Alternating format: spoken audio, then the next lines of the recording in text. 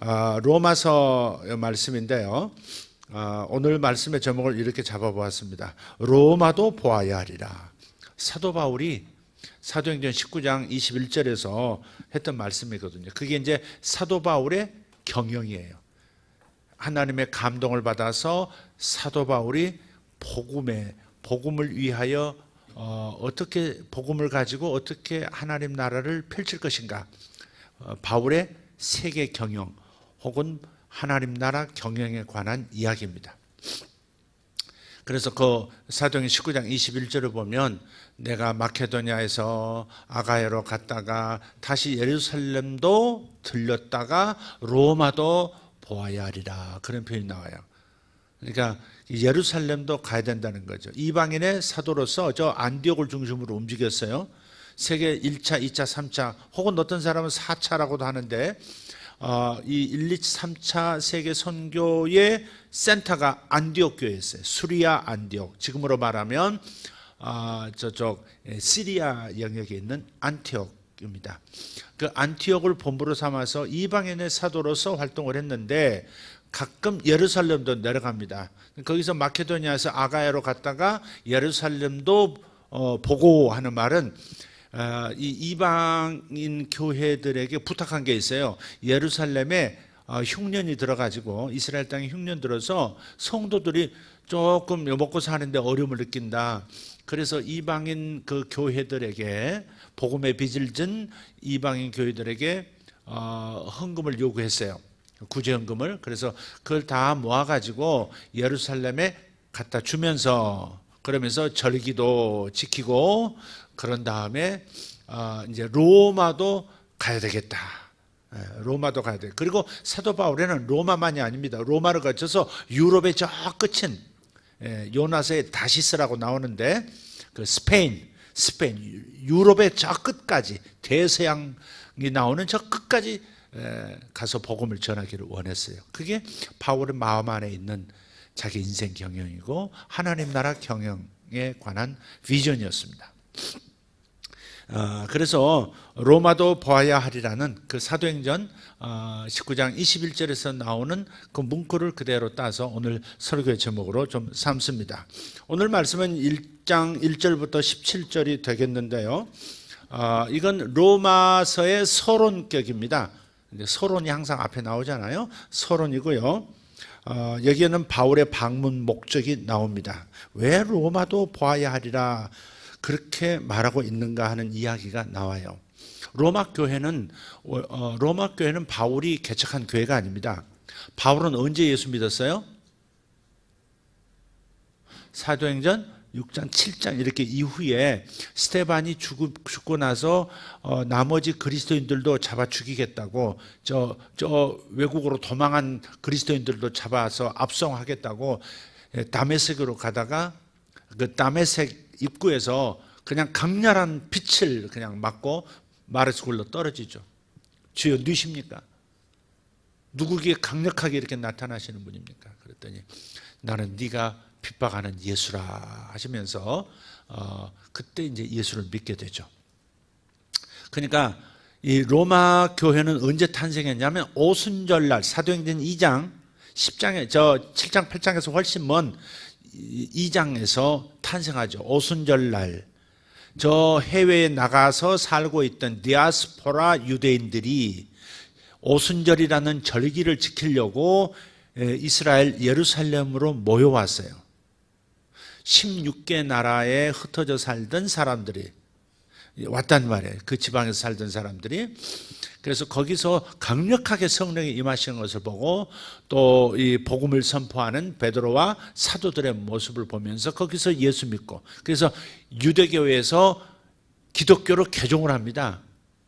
유대교에서 기독교로 예수 믿고 예수를 따르는 제자로 개종을 해요. 그들이 다시 로마로 돌아가서 로마에서 온 그 흩어진 유대인들이 다시 로마로, 자기 살고 있는 로마로 가서 거기서 모여서 형성한 교회가 로마 교회입니다. 그러니까 바울은 로마 교인들을 한 번도 본 적이 없어요.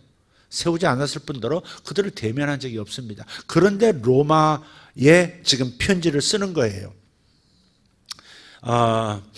로마로 가고 싶어하는 까닭이 있는데 그건 이따 좀 자세히 말씀을 드리고요. 로마로 가긴 가야 하는데 하나님의 성령이 감동도 주시고 가야겠다는 자기 비전이 있는데 가기 전에 먼저 그들하고 좀 사귐의 장을 만들고 싶어서 로마서를 쓴 겁니다. 로마서를 쓴 까닭은 내가 어떤 사람인가를 먼저 소개하는 거예요. 바울의 자기소개가 1장 1절부터 17절 안에 다 나와요. 그러니까 나는 복음에는 개념 있는 사람이야. 이 바울이 개종한 소문이 워낙 유명한 이야기라 이제 로마에까지 퍼졌을 수도 있어요. 그래서 바울이라는 사람이 굉장히 기독교를 박해하고 많은 사람을 죽이도 스데반이라고 하는 초대교회 아주 중요한 인물까지도 죽였다는데, 근데 갑자기 예수를 만나가지고 횟가닥 거룩한 횟가닥을 했다더라 하는 소문이 들렸을 수 있어요. 그런데 편지를 받아보고 나니까 로마서를 읽어보시면 여러분 아실 거예요. 진짜 복음의 진수를 쫙 풀어놨거든요. 이 바울은 정말 복음에 미친 사람이구나. 복음을 위해서 헌신하는 사람 맞네. 예수 믿는 사람 맞네. 염려할 필요가 없겠네. 저 사람 경계할 필요가 없겠네. 이 정도로 복음의 이해가 깊은 사람이라면 로마에 그가 왔을 때 웰컴, 대환영이야 이런 마음을 심어주고자 로마서를 썼다, 그렇게 생각하시면 돼요. 자, 그래서 바울의 신학을 이해하고 그를 인정하게 하려는 목적, 이것을 위해서 로마서를 기록한 것이다. 근데 좀 자세히 말하면 왜 로마에 굳이 가고자 하느냐 하는 겁니다. 로마에 왜 굳이 가려고 하느냐? 첫째는 교회 안에서의 이유입니다. 교회 안에서 11절에 나오는데요. 11절 한번 읽어볼까요? 11절. 자, 시작. 내가 너희 보기를 간절히 원하는 것은 어떤 신령한 은사를 너희에게 나누어 주어 너희를 견고하게 하려 함이니. 아멘. 그러니까 로마 교회에 가려고 하는 까닭은 이것이다. 너희들에게 내가 가지고 있는 하나님께서 내게 주신 은사를 나눠주려고, 임파테이션 하려고 가는 것이다, 그 말이에요. 임파테이션이란 말은 은사를 전수한다, 전달한다, 그 말이에요. 여러 나라에 있는, 제가 해외 집회를 다니는 교회들은 대체적으로 선교적 마인드가 있는, 해외 나가 있는 디아스포라 코리안들의 교회이지만 저들이 그곳에 가 있으면서도, 한인들이 모여 있으면서도 한국 사람들은 세계 선교하면 껍벅 죽는 사람들이라 교회 세우는 것, 선교하는 것 하면 껍벅 죽어요. 그죠? 어떤 사람이 파선해가지고 무인도에 혼자 떨어져서 살았다고 그러잖아요. 몇 년 만에 그 사람을 발견했는데 보니까 그 구출하면서 이렇게 보트로 이렇게 그 사람을 이동시켜 태워오면서 이렇게 보니까 집이 세 채가 있더래요. 그래서 저 집이 뭐냐고 그랬더니 저건 내가 사는 집이라고. 그 옆에는 뭐냐고 그랬더니 교회라고. 그래요? 당신 딴 사람도 있습니까? 아닙니다. 그래도 내가 섬기는 주일에 가는 교회입니다. 근데 그 옆에는 집은 또 뭐냐니까 내가 교회를 옮겼다고 최근에. 한국 사람들 교회 세우기도 좋아하고 교회 옮기기도 좋아하고, 아이고 주여. 어쨌든 세 채를 지어놨더라는 거죠. 선교하면 또 그렇게 좋아하고 그래요. 그래서 한국 분들이 저를 한번 경험하고 이렇게 집회해 본 교회는 또 부르고 같은 교회를 제가 많이 갑니다. 그 까닭은 뭐냐면 선교적 마인드를 가진 교회이기 때문에 나가서 어떻게 중동에서, 어떻게 저 아프리카에서, 어떻게 저 제3세계에서 복음을 전할 거냐, 효과적으로 저들의 마음을 열 수 있는 방법이 뭔가, 그건 초자연적 은사를 통해서 가능하다, 그런 결론을 내린 거예요. 그러니까 예언의 은사가 됐든 치유 은사가 됐든 이렇게 초청해서 반복하는 것은 자기가 자기 교회에서 파송할 사람들을 훈련시켜 달라는 거예요. 선교적으로 나가는 사람은 헌신한 사람이잖아요. 그런 사람은 은사가 임파테이션, 전수가 돼도 좋아요. 앉아서 자기들끼리 어찌니 사는지 고로꾸지 하면서 이렇게 사치기 사뽀뽀 하듯이 은사 활용하는 동네는 이건 뭐 서로 키재기 하면서 아주 복잡해져요. 그러나 정말 쭉쭉 뻗어나가려고 하는, 영혼을 구원하고 세상을 바꾸려고 하는 사람들에게는 은사가 접목되면 아주 좋은 것이고, 자기를 위해서 살 사람이 아니니까 세상을 위해서, 세상의 구원을 위해서 살려고 자신을 헌신한 사람들이니까 그들의 은사가 아주 활성화되는 것이 좋다 이 말이죠. 별로 전도에 대한 비전도 없고 세상을 구원할 마음도 없고 영혼들을 불쌍히 여기는 마음도 없고 그런 사람들에게 은사가 접목되면 그러면 그냥 그 안에서 그냥 고인물 되어버리기 쉬워요. 그래서 그들이 저를 초청하고 그런 것은 그런 은사의 임파테이션 때문에 그렇습니다. 그리고 물론 기도 받는 것도 좋아하죠. 기도 받는 것도 좋아하니까 초청을 하고 또 어떨 때는 메시지가 좋아서 부르기도 하고 뭐 그렇게도 합니다. 어쨌든 로마에 가고자 하는 까닭은 교회를 강화시키려고 한다 이 말이에요. 은사를 나눠주면 그 은사를 통해서 교회가 더 강해질 것이다 이 말이에요. 교회가 더 성장하고 든든해져서 바울이 나중에 로마 교회를 디딤돌로 해서 로마 제국 전체 저 스페인에까지 유럽 전역에 복음을 전하는 데 있어서 든든한 뒷배경이 되어주고 뭐예요? 후원자가 되어주고 하기 때문에 로마 교회에 은사를 나눠주겠다 그런 거예요. 근데 생각해 보세요. 은사를 어떻게 나눠주나? 하나님이 직접 주는 거지? 그 말이 맞는 것 같은데 보세요. 하나님께서 직접 성령을 주시기도 하지만 안수할 때 성령을 받기도 하잖아요. 대화할 때 사람을 만나서 사람을 통해서 방언도 받고 통변도 받기도 하고 예언의 말씀도 듣고 그러니까 임파테이션이라고 하는 것은 사람에서 사람으로 전이가 되는 거예요. 왜? 지체기 때문에 그래요. 간에서 만들어낸 피를 몸으로 보내잖아요. 그죠? 물론 간에서만 피를 만드는 건 아니에요. 간에서 만든, 간에서 해독시킨 그런 피도 온몸으로 돌리듯이 이웃 동네에 다 주잖아요. 위가 열심히 밥 먹고 소화하는데 거기 저 피가 있어야 가능하잖아요. 그러니까 거기서 만든 피를 이렇게 공급해주고 위에서 열심히 일해가지고 에너지를 흡수하면 전부 폐가 도움이 되고 뇌가 도움이 되고 다 그러듯이 하나님의 지체들은 자신이 가진 은사를 다른 사람에게 전이시킬 수 있습니다. 마중물을 부어주는 것과 그 사람이 또 받은 사람이 열심히 활용을 해야 되는 거죠. 활용하지 않으면 안 되는 거예요. 21세기 성령의 행전인가? 윤 목사님 쓰신 책 보면 그 저 꿈 얘기 굉장히 많이 나오죠.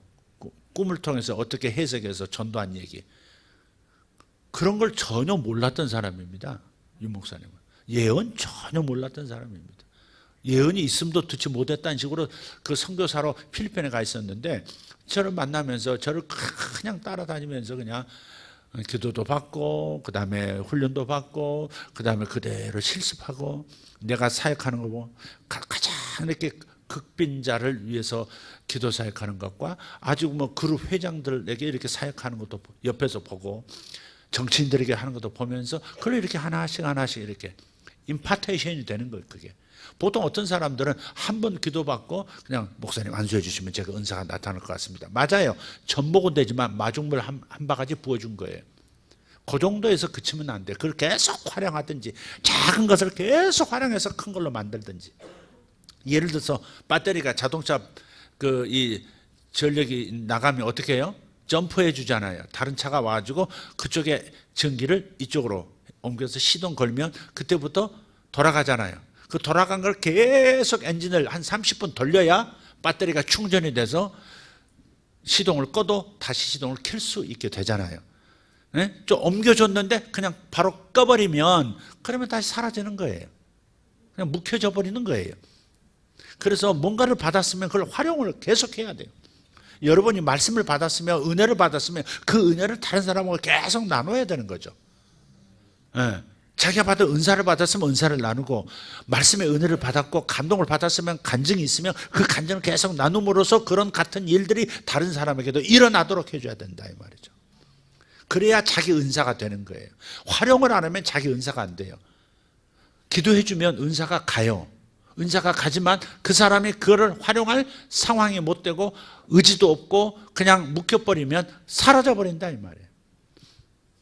그래서 저에게서 정말 제대로 예언사역이 이렇게 가가지고 저보다 더 나게 하는 분들, 그런 분들이 많아요. 그런 분들을 보면 끈질기더라. 예언사역 멘토링, 담임 목회자들 위한 예언사역 멘토링을 하면 한 번 오고 마는 게 아니라 계속 와서 똑같은 말 내가 하는데 계속 듣는데 올 때마다 달라진다는 거예요, 자기가. 그냥 강의만 듣고 가는 것 같지만 자기 사역할 때 사역이 달라지더라 그러는 거예요. 심지어 어떤 목사님들은 설교를 있는 그대로 갖다 카피해서 이렇게 하시기도 하고, 예. 그렇게 함으로써 이렇게 임파테이션이 온전히 정착을 하는 겁니다. 그래서 사도 바울이 교회 안에서의 이유는 뭐냐? 로마 교회에 은사를 나눠줘서 로마 교회가 좀 더 강력한 교회가 되도록 하는 것, 그 이유 때문에. 두 번째 이유는 뭐냐면 로마에서도 열매를 맺고 싶어 했던 거예요. 아시아의 도시마다 다니면서 복음을 전파하는, 거기서 수많은 사람들이 꼬꾸라져서 복음 안에서 죄를 끊어버리고 막 의롭게 사는 역사가 일어나고, 수많은 사람 그 도시를 살리는 일꾼이 되기도 하고, 막 그런 역사들이 계속해서 일어나잖아요. 사도행전 보세요. 1차, 2차, 3차 계속 선교 여행할 때 그 도시마다에서 복음을 전파하면 수많은 사람들이 구원받을 뿐만 아니라 그들이 또 제자를 삼고 또 그 제자들이 또 자기 제자를 삼고 하는, 계속해서 복음의 배가 현상이 일어나더라 하는 거죠. 그래서 로마에 가서도 로마 교회도 이 복음의 열매, 즉 복음을 전해서 예수 믿고 구원받는 사람들이 많아지게 하는 그 열매를 맺고 싶어하는 마음이 있었더라 하는 겁니다. 자, 이게 사도 바울이 로마로 가고자 하는 이유였습니다. 그래서 바울은 별명이 뭐냐? 복음에 미친 사람이거든요. 예, 복음에 미친 사람이에요. 복음 전하는 것에 미친 사람이에요. 바울 안에는 복음이 있었는데 이 복음을 전하려는 심정이 깊이 그 존재 전체 안에 복음을 전하려는 마음이 가득했다는 겁니다. 복음을 전하려는 이 복음을 전하려는 심정이 있었던 이유는 뭐냐? 14절을 보면 자기 자신이 복음에 빚진 마음이 있었다는 거예요. 14절 읽어보죠. 시작. 헬라인이나 야만인이나 지혜 있는 자나 어리석은 자에게 다 내가 빚진 자라. 예, 빚진 자이시. 여러분, 남의 돈 빌려 쓰고 나면 어때요? 뭐 밥 한 끼 사 먹으면서도 이거 돈 갚아야 되는데, 껌 하나 사서 씹는데도 씹으면서도 이거 돈 갚아야 되는데, 알사탕 하나 사 먹으면서도 나 빚진 자인데, 이런 거 있잖아요. 남의 돈 빌린 사람은 항상 늘 빚진 자의 심정이 있잖아요. 그죠? 항상 그 사람이 떠오르고, 갚아야 시원해지고, 못 갚으면 그냥 계속 걸쩍지근하고 막 힘들어지고 그러잖아요. 여러분 다 빚지지 말길 바랍니다. 빚에서 자유로운 분 되시기를 예수님을 축원합니다. 빚 겁 없어 하는 사람 많은데 조심해야 합니다. 남의 돈 쓰는 거 조심스러워하지 않는 사람들 너무 많아요. 남의 돈 갖다가 사업하고 남의 돈 갖다가 뭐 그런 사람들 있잖아요. 펀드 매니저들 이런 사람들 있잖아요.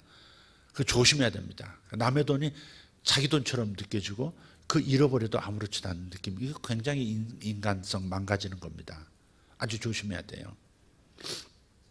그래서 여러분이 하긴 교회 안에서도 절대 빚진 자 되지 말라고, 돈 빌리지 말라고. 교회에서 돈 빌리면 그 빚진 자의 그 수치감이라고 하는 게 적지 않습니다. 그래서 돈을 빌려준 사람이나 돈을 빌린 사람이나 같이 시험 들어요. 그게. 교회 와서는 절대 하는 거 아닙니다. 세상에서도 남한테 조금 몇만 원, 가끔 이근재 목사님이 제가 뭘 이렇게 이 기계를 못 다루니까 먼저 뭐 해줄 때가 있어요. 그러면 항상 제가 빚진 자가 돼 있어요. 아내 생일 때도 이제 해년마다 이제 꽃을 어떻게 배달하는지 모르겠어요. 막 찾아봐도 이렇게 잘 안 되고 그러더라고. 예? 속는 거 아닌가 싶고 막 이런 생각 들고, 잘 몰라가지고, 거래를 잘 몰라가지고 이근재 목사님도 부탁을 하거든요. 그러면 꽃값을 이제 지불해요. 그러면 얼마였냐 물으면 이제 얼마라고, 10만 원이었습니다. 그러면 그래 알았어 10만 원. 그런데 잊어버릴 때가 있어요. 근데 어느 순간에 딱 깨달아지는 거예요. 내가 빚진 자였지. 그리고 잊어버렸다는 거 거의 잊어버리지는 않는데 이제 계속 이제 생각이 나는 겁니다. 돈을 못 건네주면 아차 오늘 또 안 가져왔네. 그러면 계속 눈치 보입니다. 목사님은 내 돈 쓰고 내 돈 안 갚아주고, 내 돈 쓰고 내 돈 안 갚아주고, 뭐 이런 거 있잖아요.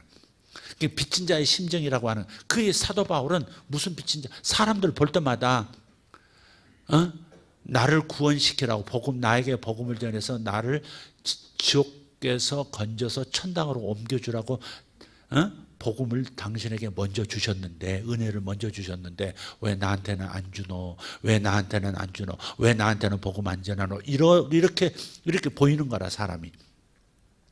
그래서 바울은 헬라인, 아주 고급 문화 속에서 살아가는 사람들이나 저쪽 바바리안들, 야만인들, 문화를 경험하지 못한 사람들에게나 지식인에게나 무식한 자들에게 상관없이, 이스라엘 사람이나 이방인이나 상관없이 사람만 보면 빚진 자의 심정이 있다는 거예요. 네. 복음을 안 전하는 것은 빚진 자의 심령이 없는 거예요.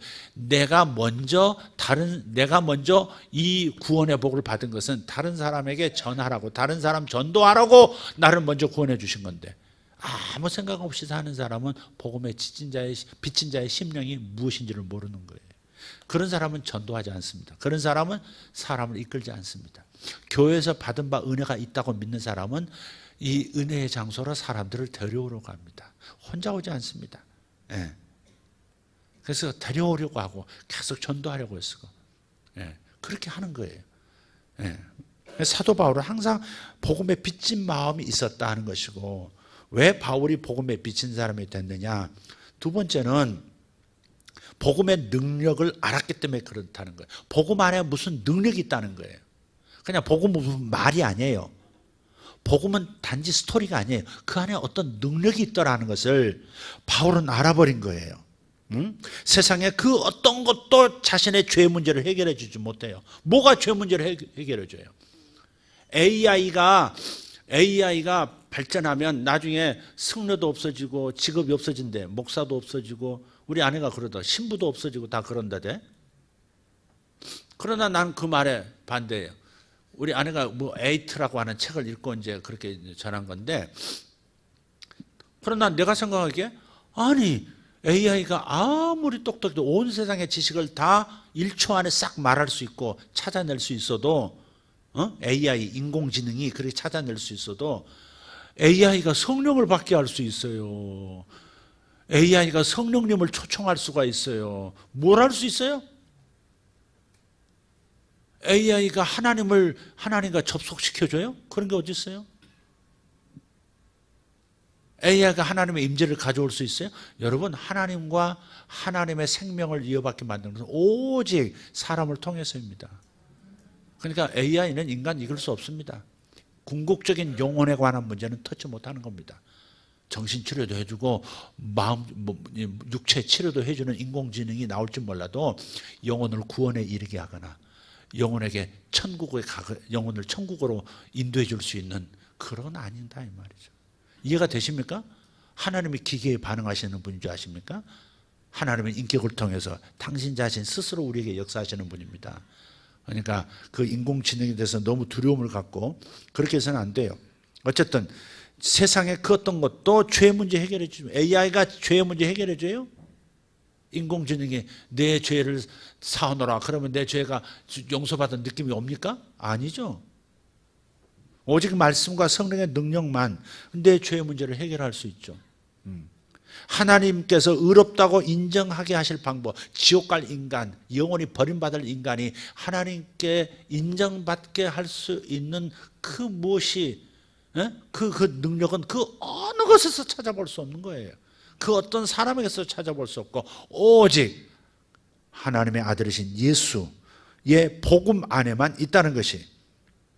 그래서 이 복음 안에는 이 죄를 용서하는 문제하고 죄사함 받게 하는 문제하고 하나님 앞에서 하나님이 너 의롭다 내 아들이다 라고 인정해 주게 만드는 능력이 복음 안에 있는 거예요. 할렐루야.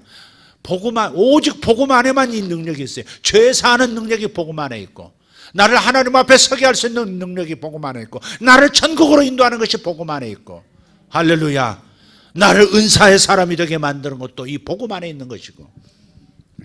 그렇기 때문에 그래서 기왕에 세상에 미치지 말고 미칠 거라면 예수에 미치고 복음에 미치자 하는 겁니다. 예수에 미치고 복음에 미치자. 할렐루야. 아멘 할 거면 좀 크게 하든지. 예수에 미치기를 축복합니다. 복음에 미치기를 축복합니다. 입에서 계속 말씀의 은혜가 돼가지고 복음의 은혜가 돼가지고 복음의 슬슬 나와야지. 예수님이 나를 구원해 주셨다고, 그분이 나를 사랑하신다고 이게 나와야지. 안 나오는 것은요, 그냥 밑바닥에 겨우 물고 있는 거하고 똑같은 거예요. 은혜가 그렇게. 그러니까 딴 걸로 채워져 있는 거야. 딴 걸로. 세상 걱정, 세상 계획, 돈 버는 거, 그게만 계속 시간 보내고 계속 거기에 투자하는 겁니다. 투자하는 만큼 뭐가 나오는 건데, 말씀에 투자하고 복음에 투자하지 않으면 이 은혜가 이렇게 고이질 않으니까 입에서 나올 게 없는 거예요. 이게 가끔 산에서도 이게 펌프로 물을 탱크로 올렸다가 그걸 가지고 쓰는 거, 숙소에 쓰고 본당에서 쓰고 그러잖아요. 수양간. 근데 펌프를 통해서 이렇게 스위치를 올려놓지 않으면 물이 바닥이 될 때가 있어요. 그럼 물에 힘이 없어져요. 나중에 안 나오죠. 찬 게 없으면 나온 게 없다 이 말이죠.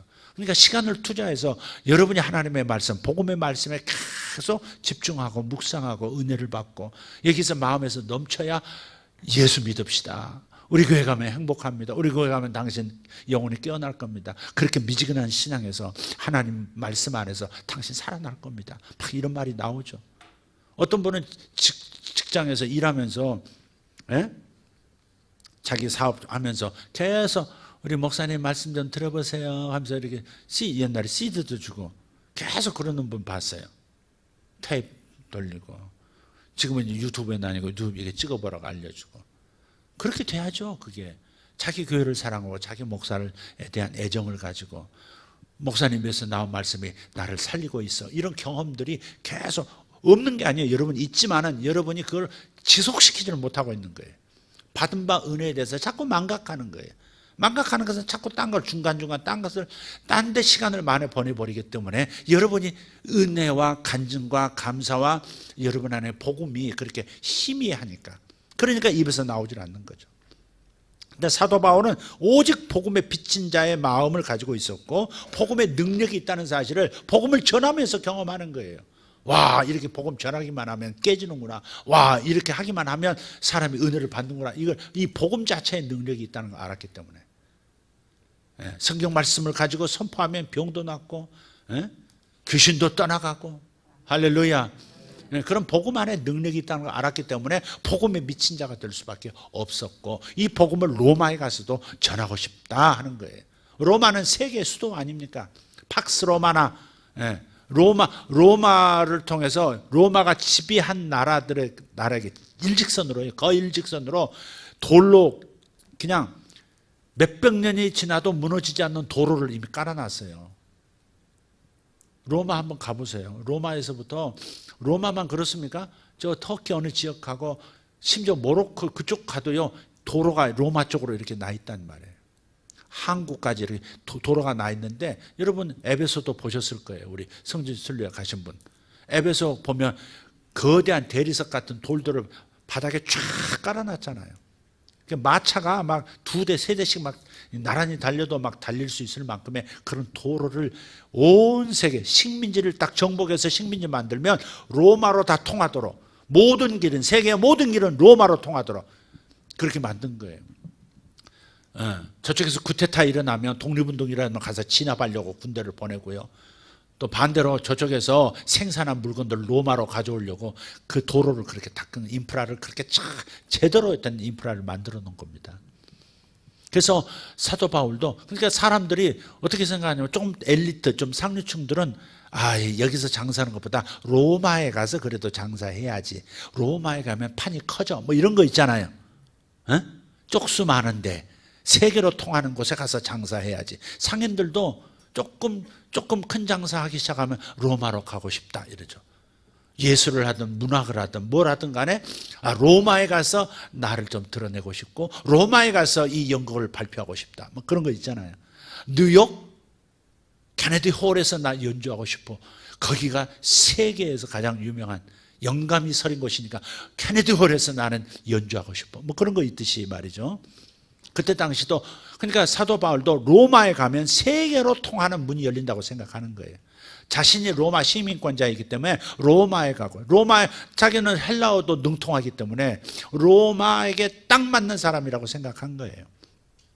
그래서 로마로 가려고 애를 썼던 것이죠. 어쨌든 로마로 가려고 애썼고, 복음을 로마에 전하려고 했던 까닭은 복음에 빚진 자이기 때문에 로마에 가도 로마에도 복음을 전해야 할 뿐 아니라 로마에 가서도 복음을 전하면 능력이 나타날 걸. 사람을 구원하는 능력, 하나님 앞에 설 수 있게 만드는 능력, 죄에서 벗어날 수 있는 능력이 복음 안에 있다는 걸 알았기 때문에, 그래서 로마로 복음을 가지고 가려고 한 거예요.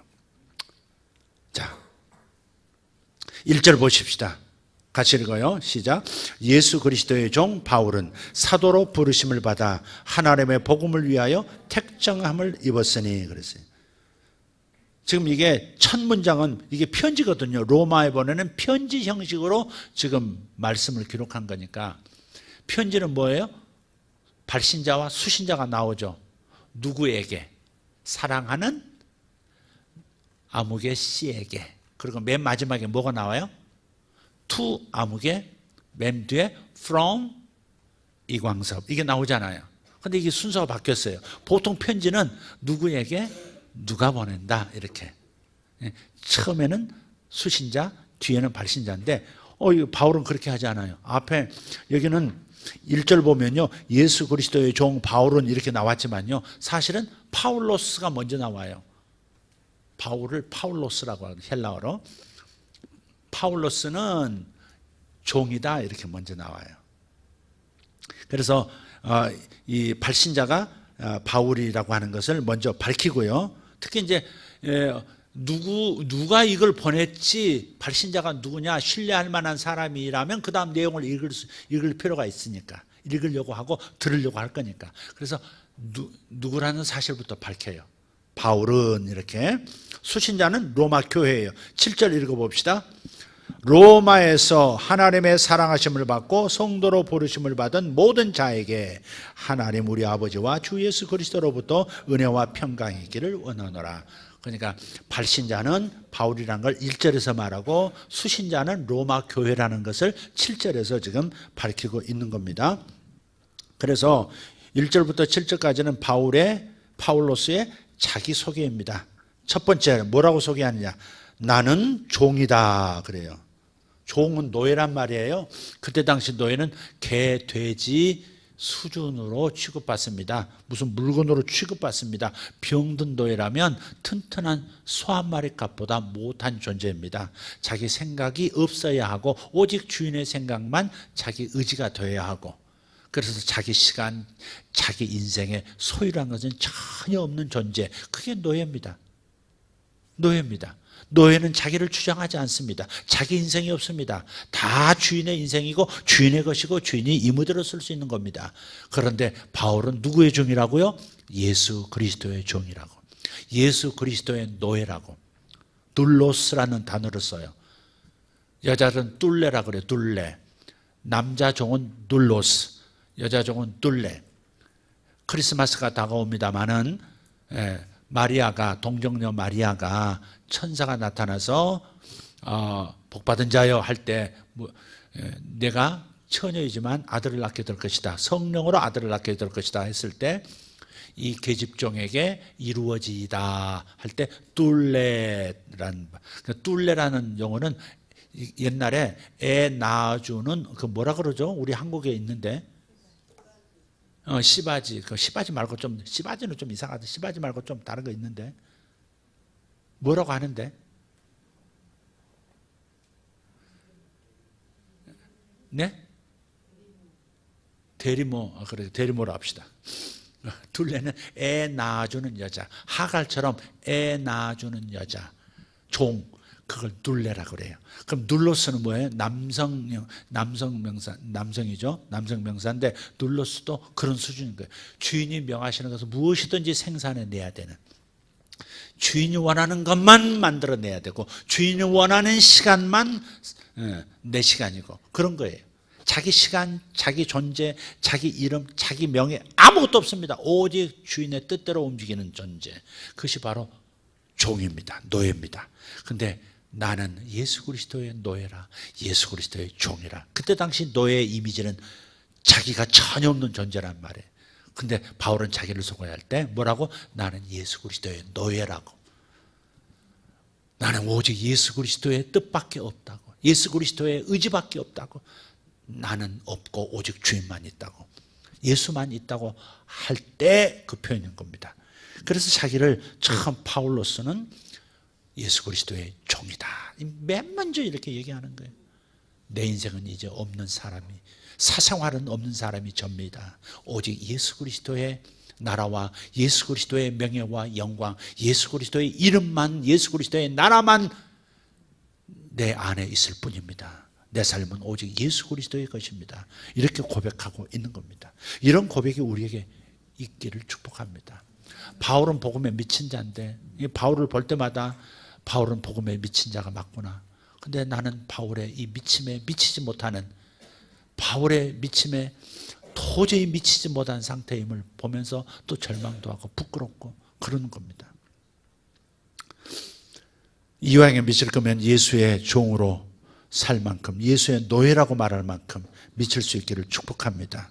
두 번째는 나는 사도로 부르심을 받았다, 그런 거죠.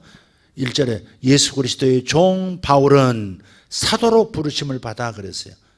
사도란 말은 아포스톨로스라는 단어를 써요.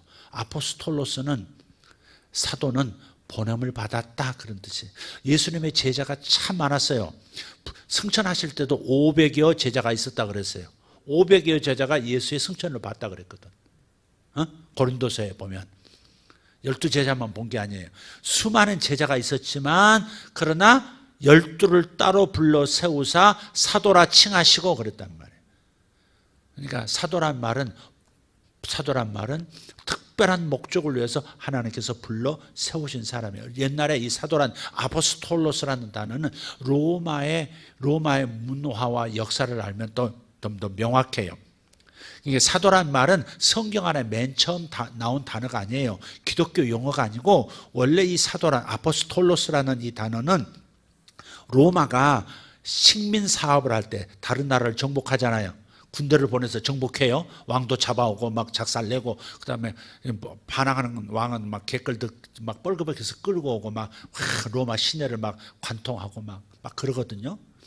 그런데 그 나라를 정복한 다음에 계속해서 그 나라가 로마의 식민지로 남게 하려고 어떤 그 정책을 썼느냐면, 로마에서 똑똑한 사람들을 뽑아요. 도시 건설 계획자, 또 법률가, 또 군인, 뭐 이런 총독, 이런 사람 다 뽑아가지고 팀을 만들어요.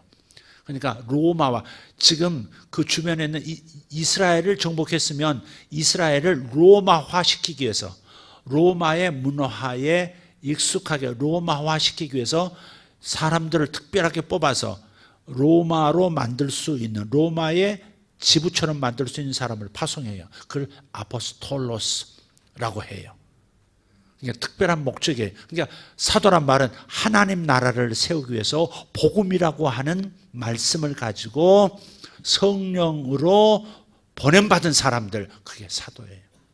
그러니까 다른 나라 가서 선교사가 됐다, 그러면 사도냐? 그건 아니에요. 그 사도는 조금 달라요. 어쨌든 사도의 본뜻은 로마 시대 때 로마 다 지배한 나라를 로마화 시키기 위해서 특별히 뽑아서 팀을 만들어서 보내는 사람들을 사도라고 했어요. 그것을 차용해서 사도 바울이 성경에서 사도라 그런 거예요. 그러니까 하나님 나라를, 이 하나님 모르는 세상에 하나님 나라를 세우기 위해서 하나님 나라를 세울 줄 아는, 즉 교회를 개척하고 교회를 통해서 세상을 축복하는 법을 터득한 사람들을 따로 뽑아서 보낸 존재, 그게 사도다 이 말이에요. 이해가 되시면 아멘 합시다. 복잡해요 지금? 눈이 설설 감기고 그런 건 아니죠? 제 얼굴에서 광채가 나서 지금 눈이 감기는 거죠. 그래서 나는 사도로 부름받았다. 어떤 사도? 이방인에게 복음을 전하도록 한 사도라는 거예요. 이방인에게, 유대인에게 전하는 게 아니라 이방인에게 가서 복음을 전하는 사도로 부름받았다는 겁니다. 그러니까 제자들은 많았지만, 예수를 따르는 사람들은 많았지만 그 중에서 12를 따로 뽑아서 사도로 세웠다 하는 것을 잊지 말라 이 말이에요.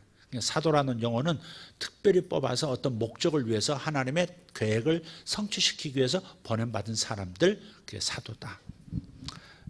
한마디로 말하면 보내심을 받은 사람, 그게 사도예요. 그 다음에 나는 복음을 위하여 택정받았다 그러죠. 하나님의 복음을 위하여 택정함을 입었나니 그랬어요. 이 사도로 부르심을 받았다는 말하고 복음을 위해 택정을 받았다는 말하고는 사실 하나입니다. 이 복음을 전하라고 사도로 보냄받은 거니까 같이 생각하면 돼요. 원래 택정했다라는 말은요, 이게 이제 구별했다 그 말이에요. 구별했다. 이게 바리새인이란 말이 구별된 사람들 그런 뜻이거든요. 구별된 사람. 그래서 여기서 택함 받았다라는 단어하고 바리새라고 하는 단어하고 이렇게 어근이 같아요. 특별하게 어떤 목적을 위해서 이렇게 뽑아놓은 하나님을 위해서 특별하게 너는 네 인생 말고 나를 위한 인생이 되어 라고 이렇게 딱 구분해 놓은 사람. 구분해 놓았다. 구별해 놓았다. 이건 하나님 거. 이렇게 내가 침 발랐어. 아무도 건드리지 마. 이렇게 해놓은 것을 구별되었다. 혹은 거룩하다. 혹은 택정했다. 그런 거예요. 이해되시면 아멘 합시다. 자, 2절입니다. 2절 읽겠습니다. 이 복음은 하나님이 선지자들을 통하여 그의 아들에 관하여 성경에 미리 약속하신 것이라. 복음은 뭐라고요? 중간에 싹 빼버리세요. 이 복음은 그의 아들에 관한 것이다 이 말. 그의 아들에 관하여. 복음은 그의 아들이에요. 아들. 누구 아들? 하나님의 아들. 복음은 하나님의 아들에 관한 얘기예요. 한마디로 복음은 아들이다 하는 겁니다. 아들에 대한 이야기가 없으면 복음이 아니에요. 여러분이 뭐 축복 얘기하고 뭐 얘기하고 뭐 병고침 얘기하고 다 해도 아들, 그분의 아들이신 예수 얘기가 없으면 복음이 아니다 이 말이에요. 예수 없이 뭔가가 일어나는 것도 위험스러워요. 오직 예수가 항상 들어가야 돼. 그게 복음이에요. 아들 자체가 복음이시니까. 인격이신 아들, 그분의 하신 일과 그분의 인격과 그분의 모든 말씀, 이게 전체가 복음이거든요. 하나님의 아들 예수가 복음이에요. 아멘. 그래서 아들에 대한 얘기가 없으면 복음이 아니라는 겁니다. 로마서 3장 23절 뭐라고 얘기해요? 모든 사람이 죄를 범했대. 죄에 안 진 놈이 하나도 없대요. 이 땅에 태어난 놈치고 태어나서 죽어가는 놈치고 죄 없는 놈이 없다. 하나도 하나님의 영광에 하나님의 수준에 이르지 못한다. 로마서 3장 23절이에요. 모든 사람이 죄를 범하였음에 하나님의 영광에 이르지 못하더니 그랬어요. 로마서 6장 23절 죄의 삭은 사망이요. 모든 사람이 죄를 범했는데 죄 범하지 않는 놈이 없는데 전부 다 사망이라는, 결국은 이 사망은 육신의 죽음만이 아니라 영혼의 죽음을 포함한 거예요. 다 죽게 돼 있단 말이에요. 다 지옥 가게 돼 있단 말이에요. 다 하나님 앞에 버림받은 존재가 되어 있다. 그러나 하나님의 은사는 그리스도 예수 우리 주 안에 있는 영생이니라. 그러니까 예수를 붙들면 살아나는 거예요. 복음을 붙들면 살아나는 거예요. 그의 아들을 붙들면 살아나는 거예요. 그게 로마서 6장 23절에 죄의 문제를 해결 못하면 하나님의 영광에 이르지 못하는 것이고 다 지옥에 떨어질 텐데, 다 살아있는 동안에도 모든 저주를 받게 될 텐데, 그래서 이 죄 문제를 해결해 줄 누군가가 나타나야 되는데 다 하나같이 다 죄 없는 놈이 없으니 인간 속에서는 죄를 해결해 줄 놈이 없다. 그런데 하나님의 아들이 동정녀를 통해서 이 땅에 오셨다. 이게 남자를 통해서 오신 것이 아니라 성령으로 그냥 잉태된 거예요. 성령이 남편이란 얘기가 아닙니다. 그냥 성령의 기적을, 성령의 터치를 통해서 성자이신 그 성령 하나님의 도우심으로, 역사로 성자 하나님이 인간이 되어서 아기로서 기적적으로 사람의 몸에 잉태가 되셔서 태어나신 거예요. 그래서 죄인 아닌 자가 없었는데, 그래서 아무도 죄를 해결해 줄 사람이 없었는데, 하나님 앞에 서게 할 사람이 없었는데, 그래서 부득불 하나님의 아들이, 부득불이 아닌 하나님이 약속하신 대로 하나님의 아들이 오셔서 죄를 해결하신 거예요. 그래서 죄가 없는 유일한 존재는 하나님의 아들뿐이고, 그래서 하나님의 아들이 복음인 거예요. 우리 죄를 해결할 사람이 아무도 지상에 없는데 다 지옥 가게 생길 이 판에서 하나님 앞에 설 수 있는 사람이 한 사람도 없고 서게 해줄 사람도 없는 이 상황에서 하나님의 아들이, 죄 없는 그분이 이 땅에 오셔서 인간을 통해서, 인간의 씨를 통해서 오셨으면 그분도 죄가 있을 수밖에 없는데 그저 인간의 몸만, 여인의 몸만 빌어서 이 땅에 오셨기 때문에 그분은 죄가 없으신 분이고 우리 죄를 대신해 주실 분이다 이 말. 대신 죄짐을 지시고 우리 죄를 없애줄 속죄물이 될 수 있는 분이시다 이 말이에요. 그래서 그분이 복음인 거예요. 그래서 그분 이야기를 빼면, 예수를 빼면 복음이 아닌 거예요. 예수 없이 복음은 없습니다. 그래서 이 복음이신 하나님의 아들에 관한 것은 성경에 미리 다 언급해 놨어요. 왜냐하면 내가 하나님의 아들이다 그렇게 나타나는 놈이 있으면 덥석덥석 그냥 그러세요 하고서 물어가지고 교주한테 빨려 들어가가지고 영혼이 망하니까, 주님께서 미리 하나님께서 다 전략을 세우신 거예요. 모든 선지자를 통해서, 그것도 하찮은 선지자 말고 난다긴다 하는 아주 유명한 선지자를 통해서 이렇게 부분적으로 다 예언해 놓으셨어요. 메시아가 오신다, 예수가 오신다, 여인의 후손이 오신다. 구약에 예수에 대해서 예언한 부분 기억나는 분 말씀해 보세요. 어디에 어떤 예언이 있는지 한번 얘기해 보세요. 네 분 여러분 말씀해 주세요. 네? 어디? 뭐 좀 크게 얘기해 주시면. 창세기 3장 15절 여인의 후손이 오시리라고 미리 말씀해 놓으셨고 드디어 오셨고. 할렐루야. 네, 또 어디에? 구약에 예수님에 대한 예언. 네. 어디에? 예, 이사야 53장은 아주 통으로 그분이 우리 죄를 위해서 죽어주시고 우리의 병을 위해서도, 우리의 마음의 고통을 위해서도 저주를 다 받으실 분이라고, 아주 이사야 53장은 통째로 그게 예수님에 대해서 미리 증거해 놓으셨죠. 예수님이 태어나시기 700년 전에 이미. 또 이사야 7장 14절. 예. 그 뭐가 나와 있죠? 처녀를 통해서 메시아가 오신다가 나와 있죠. 할렐루야. 또 그분이 어디서 태어난다고 어디서 나와 있죠? 미가서 5장 2절. 유다 베들레헴아 너는 작은 고을이 아니로다. 내게서 이스라엘의 구속자가 태어난다고. 할렐루야. 어디서 태어난다고 하는 것도 다 나와요. 베들레헴에서 태어나실 것이다. 또 예수님에 관해서 예언한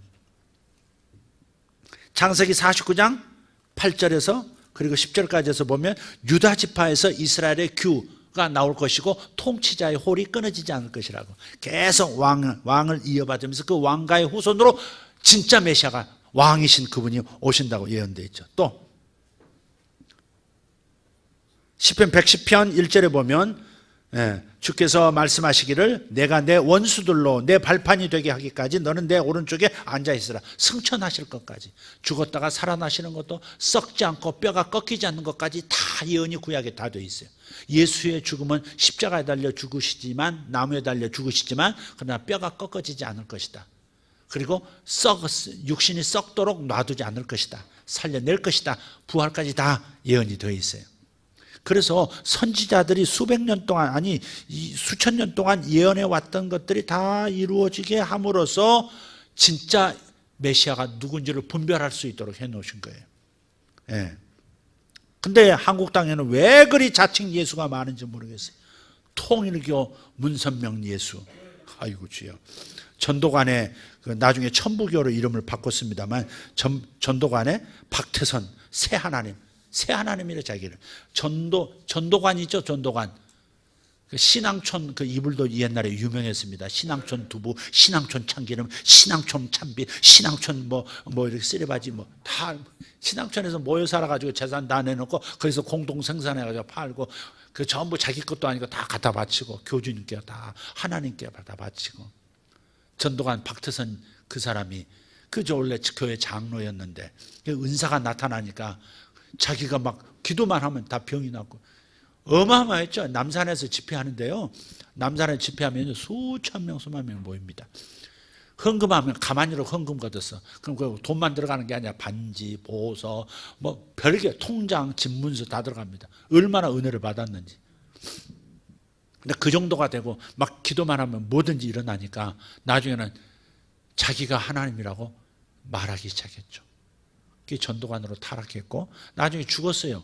그 폐암으로 죽었는데 근데 이제 그 그 밑에 있는 사람들이 안 죽은 것처럼 다 이렇게 방에다 모셔놓고요. 사람 접근 못하게 하고 측근들이. 지금 그분이 부활하시기 위해서 새 하나님으로 나타나시기 위해서 지금 침묵기가 지금 진행되고 있다. 그러니 기다려라. 뭐 이러면서 계속 그 집단을 유지하려고 했죠. 그래서 전도관에서 갈라져 나와서 그 시신 데리고 만든 게 천부교야. 하늘 아버지. 그래서 박태선 새 하나님. 그렇게 만든 거거든요. 그게. 여기도 임해동 가시면 분당 임해동 가시면 하나님 어머니도 계세요. 하나님 어머니 봤어요. 토실토실하고 얼마나 잘 먹었는지 토실토실 뽀얗게 분발나서 그런 건지 뭔지 모르지만 아프리카 어디서 데리고 온 애들 막 돈 주고 데리고 와서 하나님 어머니 중심으로 다 뭐 사진도 찍고 나 직접 봤어. 그랬더니 리시버크 시커먼 옷 입은 놈들이 어디서 오셨습니까? 하면서 나를 막 그래서 얼른 차 타고 도망했지. 예. 중국도 요새는 이제 이단 교주가 막 나와요. 동방번개 하시면 중국의 동방번개. 예? 마태복음 24장에 주의 임하심은 이러하다. 동쪽 이 빛이 동에서 서에 번쩍함과도 같이 그렇게 임하신다. 그래서 자기가 동방번개 아주 교주님 하나님이 재림 예수가 있어요. 중국에도 이제 이단이 나와요. 이런 놀라우신 분들이 한국 땅에 그리고 중국 땅에 지금 많이 나타나고 있습니다. 한국만 해도 52명이라던가 예수가. 그래서 누가 자기를 예수라고 하거든 물어보세요. 당신 동정녀에서 탄생했습니까? 동정녀에서 났습니까? 결혼 안 한 엄마에게서 났습니까? 사생활 말고 처녀의 몸에서 난 분 맞습니까? 물어보세요. 아니라면 한 대 때려주세요. 주소가 베들레헴이신가요? 아니 충남 논산에 어딘데. 그러면 한 대 때려주세요. 그냥. 유다의 왕족이십니까? 아니다. 그러면 당신은 남을 위해서 죽을 마음이 있는가? 아니라고 하면 뺨 한 대 때리고 죽을 수 있는가? 할 때 그때 그렇다면 죽여버리고 그러면 됩니다. 그러니까 주님께서 수천 년 동안 쭉 이렇게 부분 이렇게 어디서 태어나서 무슨 혈통에서 태어나고 이런 거 다 예언해 놓으신 게 진짜 예수가 나셨을 때 이 땅에 오셨을 때 그분이시다. 모든 선지자가 증거하는 그분이 한 사람에게 일치될 때 예스라고 하는 거예요. 유다에도 메시아가 있거든요. 지금도 유대에도 메시아가 있습니다. 그럼 당신 베들레헴에서 태어났느냐? 아니라면 아닌 겁니다. 처녀의 몸에서 났느냐? 아니라면 아닌 겁니다. 이해가 되시면 아멘. 다윗의 후손이냐? 아니라면 아닌 겁니다. 아무리 신령해도. 3절 4절 시작. 그의 아들에 관하여 말하면 육신으로는 다윗의 혈통에서 나셨고 성결의 영으로는 죽은 자들 가운데서 부활하사 능력으로 하나님의 아들로 선포되셨으니 곧 우리 주 예수 그리스도시니라. 예. 그래서 육신으로는 다윗의 혈통에서 나셨어요. 예언이 그렇게 되어 있잖아요. 유다 지파 가운데서 계속 왕이 태어날 것이고 그리고 마지막 때는 하나님의 아들 참된 이 땅의 이스라엘의 왕도 곧 다윗 가문에서 태어난다. 그렇게 예언되어 있죠. 할렐루야. 예, 육신으로는 그래서 자기를 길러준 양부가 요셉이잖아요. 그게 다윗의 가문이란 말이에요. 다윗의 가문. 성결의 영으로는 사람의 존재는 영이에요. 마음이 사람의 존재의 본질 아니에요. 영이에요. 몸도 아니에요. 몸은 잠깐이고 몸이 없어지면 마음도 마찬가지예요. 뇌가 사라지니까. 그러니까 영이 사람의 본질인데 그래서 하나님께서 영을 구원시키면 영을 의롭게 만드셔서 저 하늘로 들이시는 것이죠. 그래서 성결의 영으로는 죽은 자들 가운데서 부활하사 능력으로 하나님의 아들로 선포되셨다 그랬어요. 육신으로는 다윗의 혈통으로 오신다는 것이 성경대로 다 이루어졌고요. 성결의 영으로 말하면 하나님의 아들이라고 인정되셨다 그랬어요. 개역 성경에는 인정되셨다 그래 돼 있어요. 그러니까 다 죽어가지고 아무도 살아나지 못하는데 그는 하나님께서 살리심으로써 얘가 진짜 내 아들이야 라고 얘가 죄가 없으니까 살아난 거야. 살아난 걸 보면 인간이 아닌 거지 내 아들이 맞지 그런 거죠. 아담 후에는 전부 죄인으로 태어나서 다 죽어요. 그래서 무덤 속에 들어가요. 근데 아무도 무덤에서 나오질 못해요. 그런데 예수는 하나님께서 살리심으로써 어떻게 했어요? 얘는 죄가 없는데 누구 대신 죄짐을 지고 죽었던 거야. 자신은 죄가 없기 때문에 다시 살아날 수 있는 거야. 얘 내 아들 맞지? 하고 우주적으로 공개적으로 선포했다. 죽은 자에게서 다시 살아났다는 것은 바로 이런 의미가 있는 거예요. 예수님의 죽음만 우리의 복음이 아니고 예수의 부활도 우리에게 복음인 거예요. 만약 부활이 없으면 죽음이 우리를 위한 죽음인지 자신의 죄 때문에 죽은 건지 구분이 안 돼요. 예수께서 살아나셔야 우리 죄가 없어졌다는 사실을 알 수 있어요. 이해가 되세요? 예수께서 죽지 않고 살아나셨다. 죽음에서 살아나셨다는 것은 뭘 말해요? 죄가 없다는 걸 말해요. 근데 실제로 죽으셨어요? 안 죽으셨어요? 죽었어요. 죽은 것도 사실이고 살아나신 것도 사실인데 죽은 까닭은 뭐예요? 그럼 죄가 없는 분인데 왜 죽었어요? 누구 죄 때문에? 자기 죄 때문이 아니라 바로 내 죄 때문에 죽으셨다 이 말이죠. 내 죄 때문에 죽어주신 그분이 메시아는 어떻게 할 수 있어요? 살아나신 걸 봄으로써. 살아나신 걸 보니까 내 죄가 없어진 게 맞구나. 아멘 할렐루야 하면서 하나님 앞에 달려나갈 수가 있게 되는 거죠. 이해가 되세요? 그래서 성결의 영으로 말하자면 그 입장, 하나님 입장에서 말하자 보면 그러면 주님께서 죽은 자들 가운데 살아나심으로써 하나님의 아들로 인정되셨고 선포되셨다 하는 것입니다. 예. 그래서 죽음에 갇히지 않은 분은 죄가 없는 하나님의 아들뿐이다. 사실 예수님은 신성모독대로 죽었습니다. 예수님의 많은 바리새인들 비롯해서 대제사장이니 제사장들이니 서기관들 율법사들 다 모아놓고 그 지도층에 있는 사람들이 예수를 굉장히 마음에 들어하지 않았어요. 성전에 와서 막 화내면서 자기 장사해 먹는 거 다 엎어버리고 자기 밥통 걷어차니까 굉장히 싫어하죠. 다 싫은 게 있지만 결정적인 게 뭐냐면 신성모독이에요. 신성모독이 뭐냐? 자기를 하나님의 아들이라 그랬다는 거예요. 예수님께서 마지막에 붙잡혀가지고 이 가야바의 뜰에서 신문을 받으시잖아요. 근데 계속 물어요. 계속 묻는데 아무 말도 하지 않으세요. 침묵 계속 점점점점 때려도 점점점점 침뱉어도 점점점점 물어도 점점점인데 나중에 빌라도 법정에서 네가 하나님의 아들이라고 사람들이 그러는데 너 맞냐 그랬더니 네 말이 옳도다 그래버려요. 다른 말에 대해서는 침묵하시더니 네 말이 옳도다. 네가 말하였도다. 그러면서 자기가 하나님의 아들임을 물을 때는 대답을 해버려요. 그래서 신성모독. 예수는 죽으려고 작정하신 거죠. 빌라도는 예수를 살려주려고 애를 썼어요. 네가 아니라고. 네 고발 내용이 사실 아니지. 저놈들이 너를 엮으려고 한 말이 맞지. 그런데도 그런 말에 대해서는 자신에게 유리한 질문에 대해서는 한마디도 대답을 안 합니다. 그러다가 네가 하나님의 아들이 맞냐 그랬더니 네 입으로 말하였도다. 딱 그래요. 그러니까 막 옷을 찢으면서 더 이상 말을 들을 필요가 없습니다. 이놈을 죽여야 합니다 해가지고 십자가로 끌고 가버린 거죠. 신성모독이에요. 그래서 사도행전 3장 15절에 보면 예수가 스스로 사신 것이 아니라 하나님께서 살리셨다 그랬어요. 예수는 인간으로 오셨으니까 죽어도 인간이었고 살아나실 때도 인간으로 살아나신 거예요. 하나님으로 살아난 게 아닙니다. 그러니까 예수가 스스로 살아난 게 아니라 하나님이 살리셨다고 되어 있어요. 너희가 생명의 주를 죽였도다. 그러나 하나님이 죽은 자 가운데서 그를 살리셨도다 라고 말씀한 거예요. 네, 그렇게 함으로써 이 사람이 내 아들 맞다라고 하나님께서 말씀하시는 것이다. 자,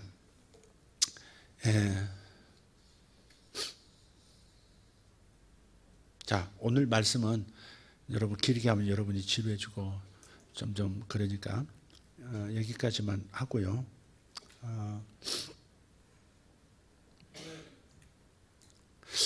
이것만 얘기하고 마칠게요. 민수기 16장에 보면 모세가 있고 그 형 아론이 대제사장이고요.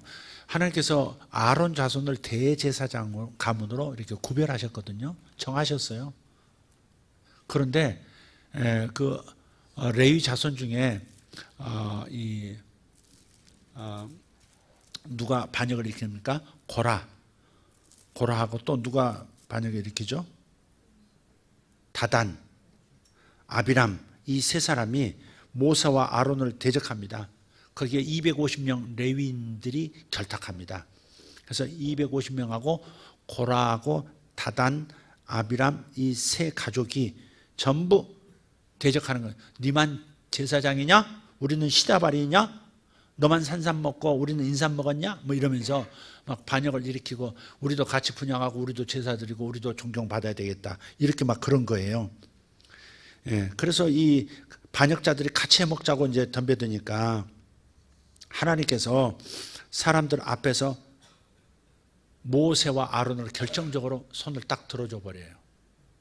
그래가지고 그 고라, 다단, 이 아비암 맞죠? 아비람, 이 3인 가족이 이렇게 그냥 땅이 쩍 갈라지면서 그들을 서 있는 땅이가 쭉 갈라지면 그대로 불못으로 떨어져 버리면 저 영광로로 떨어져 버려요. 용암으로 떨어져 버린다고요. 그리고 250명 같이 동조했던 그 레위인들은요, 자신들이 들고 있던 그 향로가 있었거든요. 근데 하나님의 불이 저쪽 성전 쪽 나와가지고 확 다 태워버립니다. 영이 불을 확 뿜듯이 그냥 불이 확 나와서 싹 태워버려요. 그게 놀래가지고 전부 엎드려가지고 잘못했다고 막 그러다가 밤에 집에 돌아가가지고는 또 이렇게 또 불만이 또 생기는 거예요. 죽은 사람 때문에 불만이 생겨가지고 너희들 때문에 우리 250명 아니 거의 300명 되는 가족이 다 죽었다고 또 그 다음날 또 반기를 듭니다. 그랬을 때 하나님께서 모세를 통해서 말씀하세요. 너희 각 지파에서 가장 리더들의 지팡이, 다 이제 어른들은 지팡이 하나씩 있었단 말이에요. 그 지팡이를 다 가져와라. 12지팡이, 레위, 아론의 지팡이를 포함해서 나머지 11지파의 리더의 지팡이를 전부 법궤 앞으로 딱 갖다 놨어요. 그리고 하루 저녁에 보냈고, 다음날 보니까 아론의 지팡이에만 싹이 나고 잎이 나고 꽃이 피고 열매를 맺었다가 나와요. 평생 들고 다니던 지팡이였거든요, 그게. 평생, 그러니까 살구나무, 그 좋은 쭉 뻗은 거, 그거 가지고 지팡이를 만들어서 껍질도 벗겨졌고, 이미 뿌리도 없고, 죽은 지가 오래된 그냥 딱딱 굳어진 그런 나무란 말이에요. 그런데 그게 살아있는 나무처럼 그렇게 잎, 꽃, 열매까지 맺혀 하루 저녁에 그런 일이 일어난 거예요. 그렇게 함으로써 바로 내가 쓰는 레위 제사장 계열은 아론의 계열이다. 대제사장은 아론의 가족에게서만 나온다라고 손을 딱 들어주신 겁니다. 하나님은 그렇게 많은 죽은 사람들 가운데서 인류 전체가 죽어서 무덤에서 갇혀가지고 나오지 못한 채 썩어 죽어지고 먼지로 돌아간 그 와중에 예수님만 딱 살리셔서 이가 내 아들이다. 내 아들이기 때문에 죄가 없고 죄가 없는 이가 너희들 위해서 대신 죽었었고 다시 살아났으니 네 죄는 제거되었다라고 하는 것을 주님께서 선포하신 것이다 이 말이에요. 그러니까 여러분 많은 제자들이 있는 중에 12사도를 또 뽑으셨듯이 다 그리스도인 중에서 사도는 또 따로 뽑으셨듯이 또 그 많은 사람 중에 레위지파 중에서도 아론 가족을 대제사장을 뽑으셨듯이 여러분이 그냥 전부 내가 당신만 이런 일을 할 수 있습니까? 우리도 할 수 있습니다 하고 덤벼들고 그러면 안 돼. 그건 조심해야 될 일이에요. 자기 선을 넘어서면 안 돼요. 이해가 되시면 아멘 합시다. 그러니까 자기가 해야 될 일과 자기가 하지 않을 일을 구분할 수 있는 자기 선을 지킬 수 있는 사람들이 되셔야 돼요. 할렐루야. 제사장과 대제사장 가문은 달랐어요. 제사장과 대제사장 가문이 또 같은 레위지파지만 레위인 아론은 또 달랐다 하는 것을 기억하고, 그래서 여러분이 항상 이런 것들을 잘 구분해야 실수가 없고 또 반역이 일어나지 않고 겸손하게 살 수 있고 그런 줄 믿습니다. 할렐루야.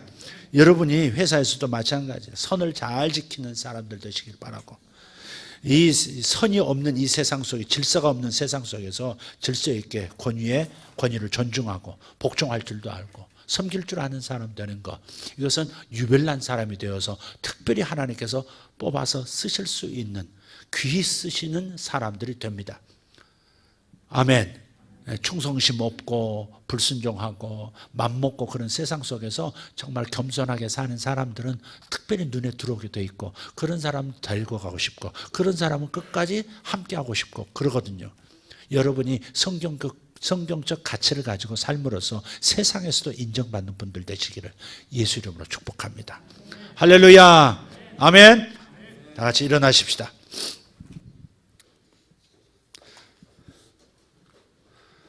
여러분 복음이 있으십니까? 여러분 마음에 예수가 있으십니까? 근데 예수에 미치셨습니까? 예수도 있고 부처도 있고 돈도 있고 세상도 있는 것입니까? 아니면 예수만 보이는 것입니까?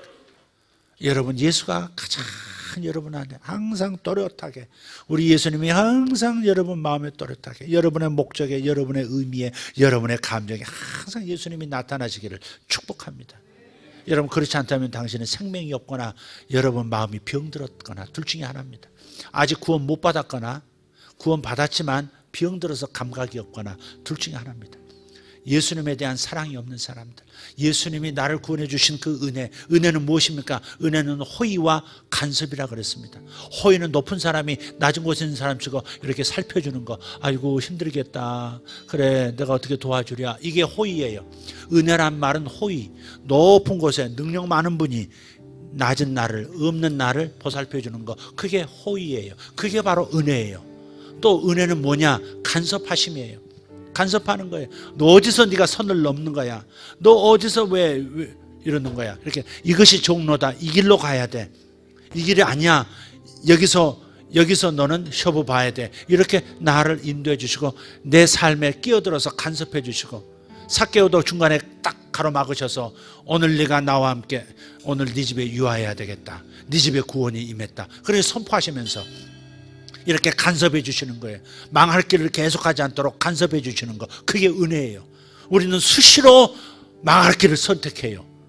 오늘 또 망할 생각도 있고 망할 생각을 할 가능성도 있어요. 그러나 그때 하나님이 내 생각대로 살지 않도록 간섭해 주시면 내가 은혜 받은 사람이 되는 거예요.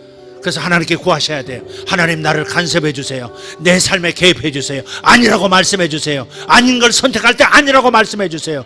놔버리지 마시고 개입해 주세요. 간섭해 주세요. 내 자식들이 마음대로 살지 않도록 하나님의 뜻 안에서 살고 복된 길을 갈 수 있도록 간섭하시고 개입해 주십시오.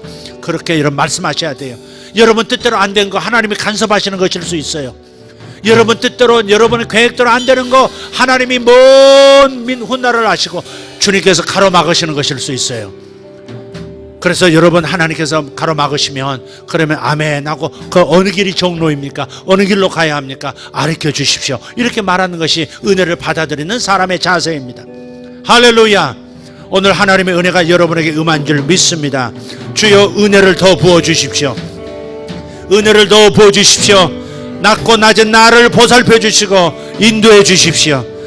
제 갈 길을 제대로 찾지 못하는 나를 간섭하셔서 나를 이끌어 주십시오. 주님, 은혜를 주십시오. 주님 앞에 기도하는 여러분 되기를 바랍니다.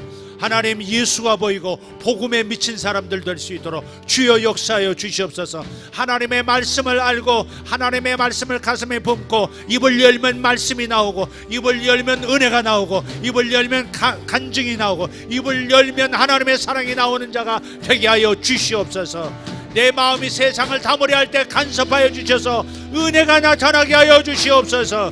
은혜가 나타나게 하여 주시옵소서. 주여, 이 나라를, 하나님, 이 나라의 잘못된 자들을 가로막으셔서 주님 간섭하여 주셔서 은혜를 보여주시옵소서. 이 나라에 은혜를 주시옵소서. 우리 교회에 은혜를 주시옵소서. 내 가족에게 은혜를 주시옵소서. 할렐루야. 주여, 주여, 주여. 할렐루야. 우리 하나님 감사합니다. 우리 하나님이 역사해 주십시오. 우리 하나님이 역사해 주십시오. 할렐루야, 할렐루야. 샬라마라디 알라바라 가리다마라시 오르베레두메레두베레 슐라바라디 알라바스 아라반다이덴도로디베레 건노로디베레 간도로디베레 콜로스마센도로 이마라디 아라바스 안다라티 알바라다 마라가라디 아라바스 이라나마라디베레 가라디 여러버 샬버리덴 노로디메레 가리 안다라스 우로바라디 여러버 셔러반다리 안다라디 알라바라 가라디디에 오레데네메레디 알라바. 주여, 은혜를 주심을 감사합니다. 제 인생길을 가로막으시고 하나님, 더 이상 가지 말라고 말씀해 주셨던 것을 감사드립니다. 하나님, 간섭해 주심을 감사드립니다. 하나님, 내 힘으로 빠져나올 수 없는 굴에서 주님은 손을 내밀어 나를 건져주셨습니다. 나를 하나 안전한 반석 위에 세우셨습니다. 주님 감사합니다. 내가 요나처럼 다른 길을 갈 때 주님 나를 들어 하나님의 길에 서도록 만들어 주셨습니다. 하나님 감사합니다. 하나님 감사합니다. 하나님 감사합니다. 하나님 감사합니다. 주여 나를 살려주신 복음의 능력을 감사합니다. 복음의 능력을 감사합니다. 복음의 능력을 지금도 하나님 내 안에서 생생하게 하시고 하나님 입을 벌려 복음을 전하는 자가 되게 하옵소서. 하나님 만나는 사람마다 복음을 전할 수 있는 복음의 마음 주의 은혜를 받게 하여 주시옵소서. 아버지 하나님 복음의 은혜가 가득 차서 아버지 입을 열면 복음이 흘러나오게 하시고 예수가 흘러나오게 하여 주시옵소서. 하나님 주의 생명이 흘러나오게 하여 주시옵소서. 주님이여 감사합니다. 주여 감사합니다. 주여 감사합니다. 주여 바울이 미친 것처럼 나도 동일한 미침에 들어갈 수 있도록 주여 도와주시옵소서. 주여 도와주시옵소서. 주여 내 아들들을 간섭하여 주십시오. 주여 내 아들들에게 호의를 베풀어 주시옵소서. 주여 우리 성도들에게 하나님 호의를 베풀어 주시고 주여 저들에게 주의 간섭하심 주의 개입하심이 나타나게 하여 주시옵소서. 주여 역사하여 주시옵소서. 주여 감사합니다. 하나님 감사합니다. 하나님 감사합니다. 하나님 감사합니다. 하나님 감사합니다. 하나님 감사합니다. 우리 아버지여 감사합니다. 우리 아버지여 감사합니다. 할렐루야 할렐루야. 우리 아버지여 감사합니다. 살아계신 우리 하나님 찬양합니다. 우리 아버지 역사하심을 감사합니다. 주께서 우리를 붙들어 주셨고 주께서 우리를 이끌고 계심을 감사합니다. 주님 감사합니다. 샤마라디 아라바 솔란다라디 알바라 주님들의 벤다리아 스파라디 아라바.